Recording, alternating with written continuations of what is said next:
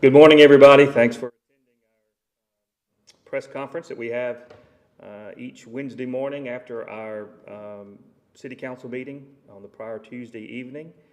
There's several things I want to go over today after last night's meeting. But first, I want to give some of the reminders that I told folks about last night about some of the events that are coming up. Fireworks on the Water will return to Columbus on July the 1st at the Lock and Dam. The gates open at 5 p.m. and the fireworks show begins at 9 p.m. There will be food and entertainment. This event is open to the public.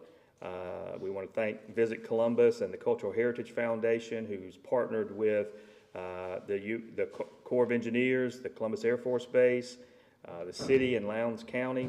This is a truly joint effort to try to host something that will be exciting for the citizens, and we hope that people will consider attending. Also, that same weekend, the Southside Blues Festival will take place. If you've never attended this, it's a real treat. You need to add it to your calendar. The gates will open at 5 p.m. on July 1 at Townsend Park and at 11 a.m. on Saturday. They will also have food and lots of great entertainment. And I want to give a special thank you to the Southside Festival Committee for putting this event together. I also want to ask our community to continue to keep Mr. Johnny Prude's family in your thoughts and prayers. Mr. Prude passed away over the weekend while on duty with the Columbus Light and Water Department. This is a difficult time for our friends and colleagues at the Columbus Light and Water. We just hope that you will keep everybody in your thoughts and prayers on that. Also, I want to thank everyone who applied for the board appointments last night and those who have been serving for many years. It is critical that we have folks that will be willing to participate in city government and serve on the boards. The many boards that we have here, again, I want to congratulate all those who were selected. Thank the folks who have been serving in the past for their service, and then also encourage anyone who was not selected to continue to reach out and apply for positions at the city. It's very important, and we can't thank y'all enough for that.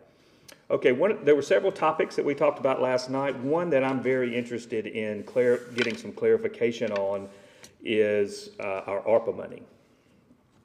There was discussion last night about how much money we have set aside or earmarked for particular areas. The council, if you will remember, we have set aside $3 million for watershed and flooding projects, working with Wagner Engineering. We've set aside $500,000 for blight projects, with the idea that the county will add another $350,000 to that. We've also asked the federal government for $6 million to help in that area. The other areas were originally, I think it was it 1.3 that was set aside for incentive pay. It looks like all of that 1.3 will not be used. It's more like 700,000 that will be used in incentive pay. And then 55K has been used so far for Wagner fees, which would come out of that money as well. Now, I'm going to ask Mr. Jim Brigham to come up first and just clarify these numbers with me. Jim, come on up and let's make sure we've got this, because I want to be very clear to the folks, because, you know, as I've said all along, and I've said it again, is that my original goal was for us to use all this money for watershed projects, because we can get it matched 1-to-1. It would double the money that we had. But we chose not to do that, so we've gone in other directions as well, which are important. And I'm glad we've been able to do things for our employees, and we've also been able to do things with blight, which is an important area. The key to remember is that money is not matched. Once it's spent, it is spent. The money that we've set aside for for watershed and flooding can be matched 1-to-1. Then we can also build on other federal opportunities with that money as well. What we're trying to do with this, working with Wagner, is you have to have a lot of long-term plans in place to be able to get the matching dollars that we're asking others for.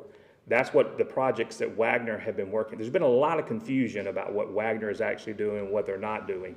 So I have a representative from Wagner here that I'm going to have talk in just a minute. But first, I want our CFO to come up here and give us a clarification on what we know for sure about our ARPA money. Thank you, Mayor. Jim. The federal government had awarded the city of Columbus approximately $5.8 million of ARPA funds to help the recovery after the pandemic. That comes in two payments. We've already received the first payment of about $2.9 million.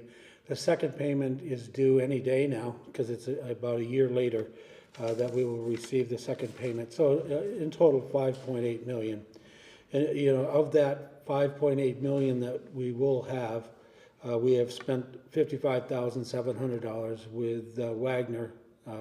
They put together a needs report for the city of Columbus. And we've earmarked $3 million of that for a watershed program that, as the mayor said, we hope to get matching funds from the state of Mississippi on that to use up to $6 million. And then that's actually, when we look at the overall plan, that's just the beginning. So there's more to that plan long term. We are using some of the funds for incentive pay for our employees. The city employees lost time and wages during the pandemic, were laid off for a small amount of time, and we're using some of these funds to pay them back for the earnings that they lost during the pandemic. And then and right now the estimate is that that'll be about $750,000, and then finally there's been $500,000 earmarked for blight. George Irby's program of getting rid of some of the old bad properties that need to be torn down in the city. That leaves us with about little over $1 million if we use 700 of the $1.3 million. Light and Power has asked us to help them on some projects in the city to help alleviate some of the sewer and water problems, and they've asked us for little over $1,013,000. The city council and the mayor voted to table that last night to make sure we had the funds before we obligated any further, and that's where we are with. And we also received CARES funds of $553,000. That was been the earlier money before ARPA. $50,000 of that has been allocated to a program for the young people the youth in city of Columbus this summer, and then $500,000 has been allocated for some new equipment for the public works. So that money is there's about $3,000 of that left unallocated. So. Thank you, sir. Mm-hmm. And what I wanted to stress too, and Jim alluded to it, was the request from Columbus Light and Water. The council is very interested in partnering with Columbus Light and Water on the needs that they came to us with. There was some misunderstanding in that area too when Wagner came through and did their original work interviewing folks throughout the city, our partners. Columbus Light and Water did bring some of those issues to their attention. When they came back to the city with their recommendations, they had recommended that we potentially look at other dollars to help them with that in that area. So that's where some of the confusion has been. Since then, Dr. Vidal has visited with us. She made a presentation during one of our work sessions. I have talked to many of our citizens who deal with the issues that they're trying to help alleviate. When we have the flooding in the area, it causes a lot of waste back up in people's homes in areas where you would not want that to happen. This is a real problem that has been going on for a long time in the city. So I want to be very clear how important it is that I believe that we invest in these types of projects so that we can alleviate some of these needs. It's obvious one of the reasons that we have these problems within the city is because it's difficult for the city to find funds, and the county for that matter, to deal with infrastructure issues. When you don't deal with infrastructure issues for years and years and years, which we had a report as far back as the 70s telling us what we needed to do from a flooding standpoint in this town, this is what continues to happen. So, you know, I'm pleased that we're able to use the money in other areas where it's been approved. And that was one of the questions we had early on, which caused delay on being able to do incentive pay. Last night, we added on full-time, part-time employees. You know, we've gone through different areas of this as we've been working at this. One time it was everybody included but department heads. Then we were able to get department heads back in. Then once we got this settled, and we never got an opinion from the Attorney General's office on what we can and cannot do, we've gone back and looked at all the information that we've gotten down from the Treasury Department and the state to figure out exactly how we can use this money. It's not that we didn't want to help the employees, we just wanted to make sure we were doing it accurately. And again, I always said I was not for that in this particular case because the money would not be matched. I'm very much interested in finding ways. I'm not someone who believes in using one-time money for salaries, because once it's gone, it's gone. I'm more interested in finding ways to increase our employees' pay and get them to a level of where they're at least making what their peers are in other communities, and then hopefully in many cases making more. I'm also one who really believes in incentive pay for work that you're doing that's well done, not incentive pay, but what is the merit? No, not merit pay. No, not premium pay. When people are doing a good job, to make sure the ones who are doing their jobs well are being paid. No, but can't say bonus. There is a term that I'm completely not able to pull up for that. But I hope I'm being clear on what I'm trying to say, because I think there's been a lot of confusion. The council voted last year when we were, and I was in favor of it as well, when we were working on our budget to give our employees a pay raise. We've talked ad nauseum about the number of years that our employees haven't been able to get a pay raise. We've talked about how departments had been promised pay raises that didn't happen. So what does that cause within the city? It causes, disgruntled employees, which you absolutely understand. But we can't run this like it's a personal business. We have to be good stewards of the taxpayers' dollars and the money that is given to the city, whether it's from the federal and state government. So that's what we've been trying to do through this process. So I hope that's clear to everybody that what we've tried to do as a group, we haven't always agreed on it, but I think that we're making some really good progress with the use of the ARPA money. Again, this money can be transformational if we're able to use it correctly, and that's what we've been trying to do. So I also wanted to make it clear that by tabling, I voted to break the tie to table the request from Columbus Light and Water. That was not because I didn't think we should work with Columbus Light and Water on this. I do. What I wanted to make sure of, because it was becoming obvious last night in the discussions that we were not exactly clear on to the penny what we had designated in our ARPA funds, and I felt like that was important to clarify. So, having rambled on about all that, I'm going to ask Mr. Stephen Thompson with Wagner to come up and kind of give us an overview of what Wagner has been doing for us and what they plan to do going forward. Thank you, Mayor. And I'd like to first thank the city and the mayor and the council for working with us and continue to work with us in approving our task order last night. What we've done in the past so far is, we've completed the needs assessment, and that identified all the issues that the city has, infrastructure issue that the city needs to address. And last night's task order gave us the approval to go out and seek multiple funding sources to address those, even though we've been working on those issues since March of this year. This officially authorized us to continue working on that. When I say we've been working on it since March, we've been working with the congressional delegation in D.C. to get additional funding, like the mayor said, for the dilapidated housing, crime prevention, and also flooding. Now, what was mentioned last night as well was the $3 million.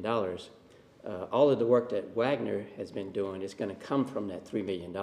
It's not going to be above and beyond that portion because it's all related to the flooding. And let me just mention one other thing. Wagner doesn't normally submit, task orders in the amounts that we currently are submitting.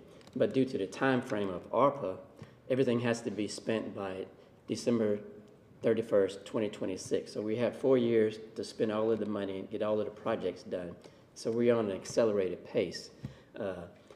MDEQ opens their portal July 1st, which they'll put down the guidelines for what projects will be acceptable, and then they'll start accepting projects probably August or September of this year. So we have to get ahead of that because there's $450 million set aside by the state for ARPA matching money. And I'm sure there's going to be a lot more projects submitted than they have money to allocate. And so we want to make sure Columbus is in that first batch of projects that are submitted. And that's the only reason we're submitting, we have to have the stormwater plan done as well as the design and construction done. Normally we wouldn't submit these things at this time at such a rapid pace, but we want to have our projects ready for shovel-ready projects ready by February of 2023, because once they're awarded, you've got 6 months to begin your projects. And that's the reason we've been pushing for getting the plan done and getting design and construction, and also the strategic survey, which was approved last night, is to continue working on finding multiple funding sources for these projects. We've had a good start initially with our federal delegation. We've also had some positive feedback from the county, and this is not a one-time request. We're going to go back again next year so we can get all of the funding for all of the projects to complete it. You mentioned Columbus Light and Water, and the reason we didn't allocate ARPA funding for that is because even before ARPA fundings, there's always been funding available for utility companies for infrastructure projects. And so that's the reason we were going to seek additional sources for Columbus Light and Water, because in the past, there's always been funding available for that as well. So, Can you talk a little bit about the watershed projects? I mean, what the kind of work the engineers have been doing? Yes, sir.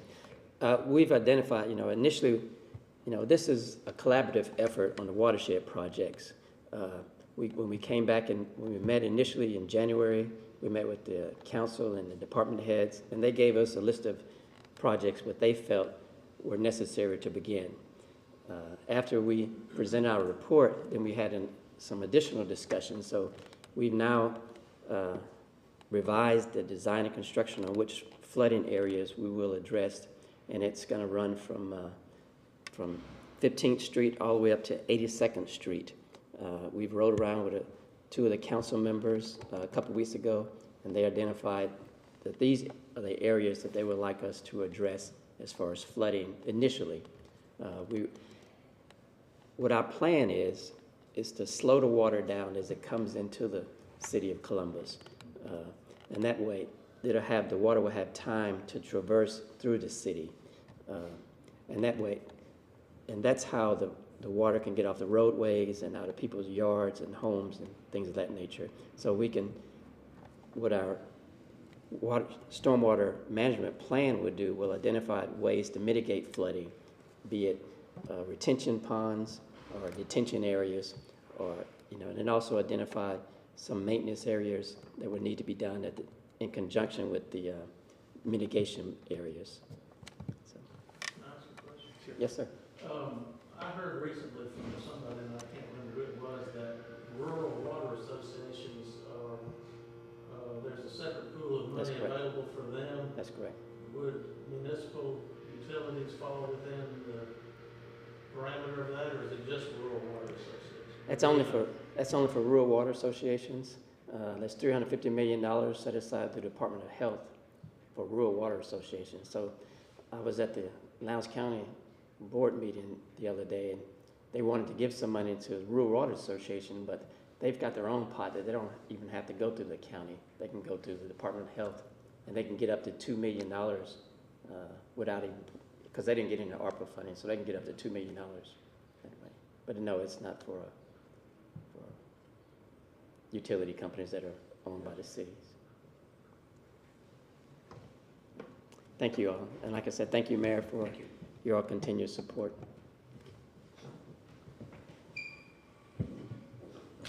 All right.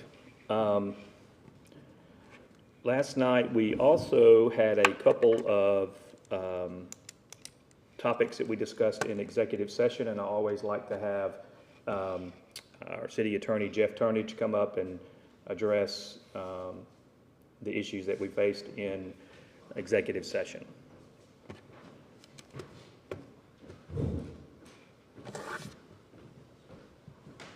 Thank you, Mayor. Good morning. You had 3 matters of personnel in executive session, all pertaining to job performance of particular individuals. The first one was a law enforcement officer had been placed on administrative leave with pay because he was charged with criminal conduct, and he was acquitted of the charge, and that was dismissed, so he was restored to full duty. The second matter involved a resignation of a police officer who wanted to stay on and work part-time. And the mayor and city council decided that they didn't want to start a trend of having officers go to part-time and then set their own schedule, because we need officers available to work. And that All was the the chief's Yeah, recommendation. the chief and the assistant chief both recommended not to do that. So, and the third personnel item was to allow a volunteer employee continue to work through the end of the calendar year in the administrative department.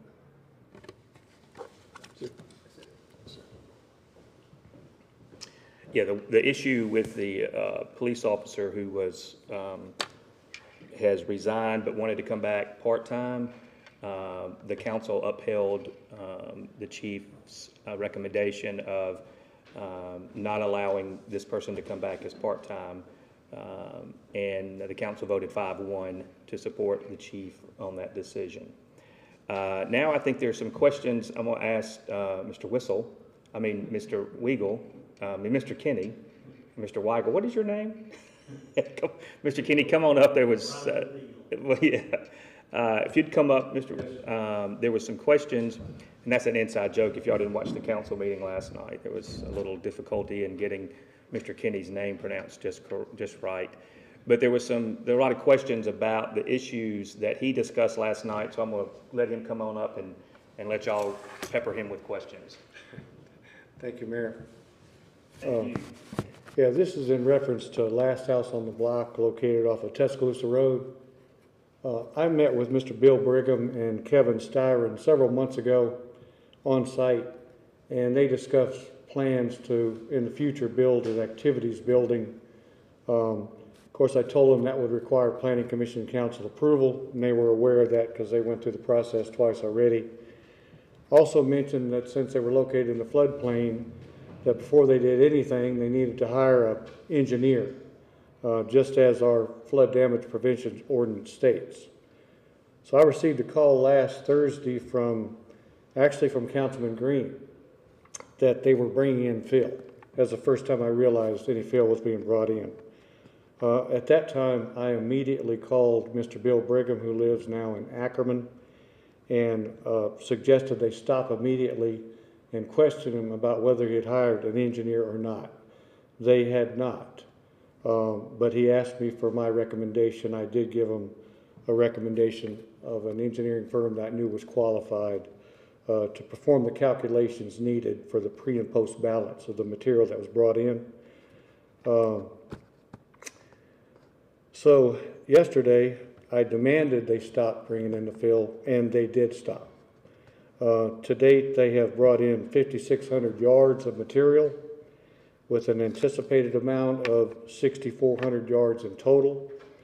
I actually talked to Mr. Styron this morning and told him that my suggestion would be that they immediately start hauling off material. They have actually got a quote from the same firm that brought the material in and are waiting on another quote from a local dirt company. Once this is all said and done and it's all balanced out, I'm of the opinion it will not cause a problem for the Masonic subdivision. It all has to be, once again, the technical data has to be done by an engineer. The pre and post has to be done, has to be documented where they're taking material out of the Magby floodplain. I'll take part of it and all that. So that's about where I am at this point. Kenny, Yes, sir. when you called Bill Brigham the first time and asked him to stop bringing in fill, what answer did you get? He told me he was going to call Mr. Styron. And stop And- it? Correct. That's right. And I don't know, did you say that Mr. Brigham is on their board? I believe so, yes, sir. He is. Yes, I know he is, I just want to make sure people knew that. yes, sir. Yeah. And the question came up online, what were they building to start with? It's supposed to build an activities building of approximately a little under 5,000 square feet. Like a big gym, like a big metal building? Yeah, yeah. And what's the address? It's 500 something Tuscaloosa Road, I believe. I'm not exactly sure. I should have that in front of me, but I don't. The old Mark Mitchell shelter property, right? Yeah, that's correct. And this is behind that area. Correct. They bought a property off of Sylvan Road, which was a residential property. All they're using that property currently for is to access this area where they're bringing in fill. So are they having to haul it out because they didn't get a permit? No, they'd have done that anyway, even if they'd done this properly. Like Kevin Stafford said last night, they should have hauled out the material first. They didn't. They went about this, kind of certainly backwards. In other words, you don't need more dirt on the site, it has to balance out. Yes. Correct. They had a choice of bringing material from the Magby floodplain, shifting it to where they want to build. That wouldn't have been any increase in material. They told me that the material that they were going to get was not suitable for building, for construction purposes. So they brought in this clay material. Now they have to haul out 6,400 yards or more to balance what they brought in. Because since it's in a floodplain, you can't add dirt. That's, Correct. you can take it away, but you can't add new dirt. Correct. So are they having to haul out the stuff they've already hauled in? No, they're hauling out a different material. It's in the same Magby floodplain area. Any more questions? Wait, I'm still confused. Maybe I'm not there. So they hauled in 5,600 yards of dirt Today, today. Correct. You told them to stop hauling that in correct. and told them to remove all that they've hauled in? No, to go to another site which they've already picked, Right.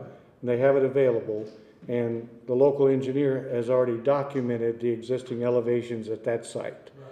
They're gonna haul from that site, 6,400 yards or more to equal out the pre and post what they brought in. But you also said last night that you thought that the work had been done so far would not cause additional flooding. Did I hear you say that? What I meant to say if I said that, Joe, was once they've hauled out the material out of the Magby floodplain, it's all documented and we have the engineering technical information required by the ordinance.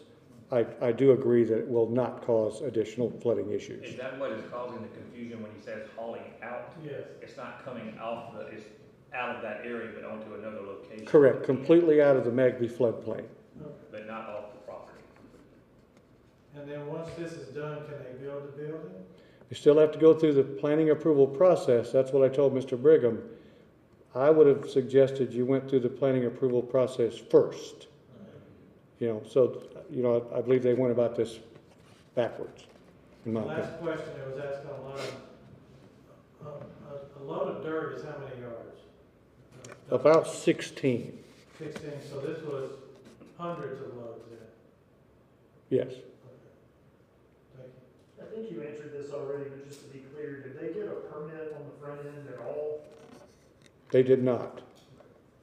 A development permit is required according to our ordinance for any man-made change within the floodplain. And I have not issued a development permit at this point. Okay, while Mr. Kenny is still up here, do y'all have any questions about the medical marijuana issues that were discussed last night? Have we decided which area we're looking at? Yeah, last night, the mayor and council decided, they went along with the recommendation from the planning commission that dispensaries will be allowed, like drugstores are, in the C1 neighborhood commercial, C2 community commercial, and C3 highway commercial districts. As far as growing facilities, this was also a recommendation from the planning commission that the mayor and city council voted in favor of. I think there might have been a 4-2 vote there, I believe. But growing facilities will be allowed in the A1 general agricultural, C3 highway commercial, C3R highway commercial restricted, I2 light industrial, and I3 heavy industrial districts. So that just means that once this goes into effect, which I believe is 30 days after last night, they will not have to go through the planning approval process. The requirements about the distances between facilities, that's out of our hands, that's in the state. State. You're done with the city's part. Yes, sir, that's You correct. just permit them just like a normal business. As long as they're in the right zoning district, correct. And they pass all of our inspections, naturally. But a couple of these are so close to each other, it's gonna be first come, first served. That's what I understand. Two of the dispensaries were within 1,500 feet of each other. They both knew that going in. I let them know that, but they still chose to proceed. Question, Yes, sir. if they both move their front door to the back of their property, would it be 1,500 feet? I believe they would still be within 1,500 feet. Yeah. So, and one of the facilities actually was in the 1,000 feet of a church, but I was told that they had a waiver. So, any more Any questions? questions about the locations that were selected last night? Thank you. Thank you, Mayor. Thank you, Mr. Kenny. Yes, sir. Going back to the topic last night of working with Last House on the Block, Mr. Godfrey, who came before the council with concerns about how things were proceeding there, I want to make sure that he is, people are reminded that he very much does not have anything against that organization. They are a wonderful organization in Columbus that's done a lot of great things, changing a lot of lives for the good. What we have here is just some misunderstandings, I think, of the process, and what we were trying to do last night was make sure that everybody was communicating on these projects, and I encourage them to continue that process. I don't want this to be a bad reflection on anyone. This is just things that happen when you're trying to make progress, and that's what Last House on the Block is doing. They're expanding. I don't know if any of y'all have ever visited that facility, but they have been helping change lives for a long time here in Columbus. I've talked to a lot of folks that have been part of that group, and they said that they wouldn't be here today without that organization. So they are doing great things, and anytime that you have progress in areas like that, it's not unusual to have some stumbling along the way. So, yes, sir. They're helping people all across the state too. I know folks from Oh, absolutely. Montgomery County. Yeah, they're all across the state. I've met people there that are from Jackson and other areas. They also are very active in the community. They've been very helpful with our Pick It Up Possum Town. They were some of the first groups to reach out. They are always looking for how people that are benefiting from their group to be volunteers within the city. So I just wanted to reiterate that. I think that's very important. The last thing that I will mention is that we'll be giving more follow-up on what's going on with the Reclaiming Our Youth activities that the city has been taking a lead in this summer. I mentioned last night all the different groups in town that have offered summer camps and things for our children. I'm also very proud of what's going on with Mission Acceleration. We'll give you an update on the kids that are participating in that. They tested the kids at the beginning of last week, and at the end of this program in July, they will test them again and show the progress that the kids have made during this summer reading program. You know, there's always questions of whether or not how involved the city should be in helping perpetuate education programs like that, but I think it's very important. I've talked to Dr. Labat many times, and the city schools cannot do everything. And if your community is going to grow and offer the best quality of life that it can, education is a top priority and should always be for our citizens. When Mr. Hull was here this week talking about the significant changes they're going to do at Lee Mall, which is very exciting, but when we're also talking to people about economic development in the area, one of the first things they look at is how your schools are doing, what is the capability of your citizens to work as employees.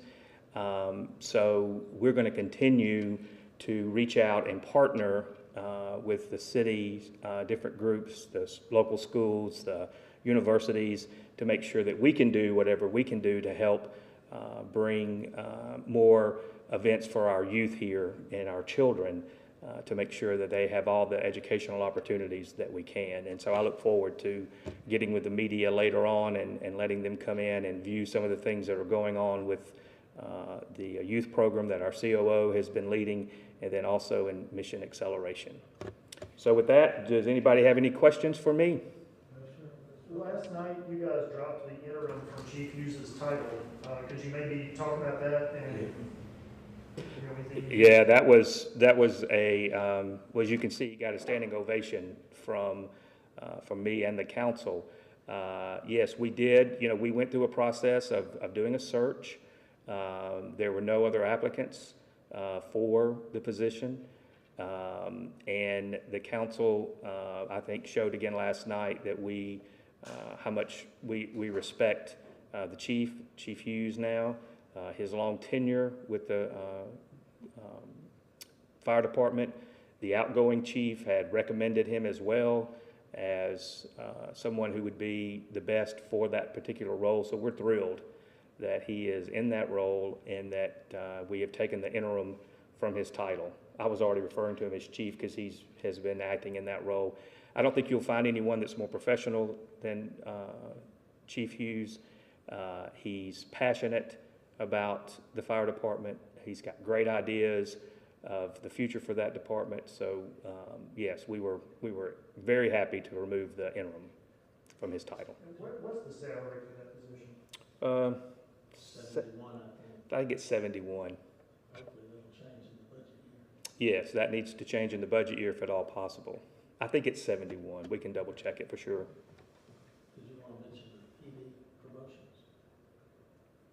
Yes, but you know, I don't have those names in front of me. Do you remember them? Jamison Holder and Samuel Jackson. Yeah, we had 2 promotions last night, which we were very proud of in our police department. Thank you for reminding me of that. If you were watching last night, their family was with them, and we had a pinning ceremony for 2 of our officers. Actually there's a third, but they were not able to be there last night. They were on vacation with a parent. They'll be recognized at the next council meeting, which will not be until July 5th. We will be, most of us will be on the coast next week for the Mississippi Municipal League meeting. We leave on Sunday for that, and then our next council meeting would be July 5th. Anything else that I forgot to? Mayor, talk about the police department. The vehicles? Yeah. Yes, the council voted last night to accept the bid from Enterprise for fleet vehicles. The money that was already in the budget for new cars, and we began discussion several months ago about using the fleet opportunities that are offered, such as the one with Enterprise. Enterprise also, as you might remember, recently went into an agreement with the Sheriff's Department for a similar program. I am a big proponent of these types of programs because of the maintenance and upkeep of our vehicles. If you notice, a lot of our vehicles in the city have showing a lot of age, whether it's from the police department or public works. So we've approved this particular leasing proposal with Enterprise, and I feel like I'm safe to say that we'll be considering it for other areas as well within the city. I think it's a great way for cost savings and to cut down on maintenance of these vehicles that we have, and we have many. I couldn't tell you how many vehicles we have within the city. Does anybody know off the top of their head? It's a lot. Mr. Brigham, who is with us as our CFO, has had experience working with fleet proposals like this before with Enterprise and others. He's got a lot of knowledge in that area and has been looking closely at what we could potentially do in the future with other leases. How long is the contract? 60 months. Yeah. And do you have any idea what the projected savings are? That's, the savings are hard to determine because it functions with the value of the cars that's depreciating. Mm-hmm. So I know now used cars are not more expensive than they used to be, so I know when we did this at Jacksonville State University, we actually ended up making money because the value of the cars that were being rotated out were much more valuable than they originally thought in the contract. So it's hard to determine, but we are making sure that the prices on all of the vehicles, they vary depending on vehicle, are more than competitive, and that there's excellent terms as far as the maintenance and the care of the vehicles too. But that's a good question, and we'll monitor that along as we go, because I think that's a good thing to be able to point out. I think you can go and look at most organizations who have moved to a system like this. You can find the cost savings, but we will definitely monitor that and keep people updated outside of just what the obvious will be, the maintenance and such. How many vehicles are you looking at replacing?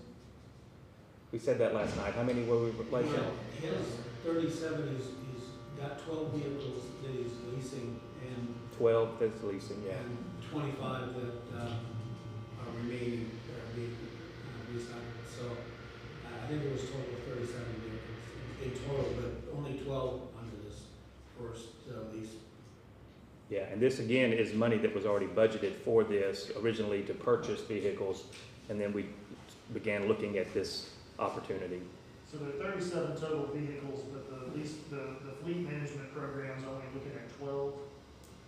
Initially 12. Yeah, because we're Sooner or working. later, we'll rotate the rest of that fleet out and replace it with these vehicles. Because we're only working within the money that he was set aside in the budget. Some of the older ones are on lease purchase financing. Like 10, I'm not sure. We can get any more details on that you need. We'll be happy to supply. Anything else? All right, thanks everybody for tuning in.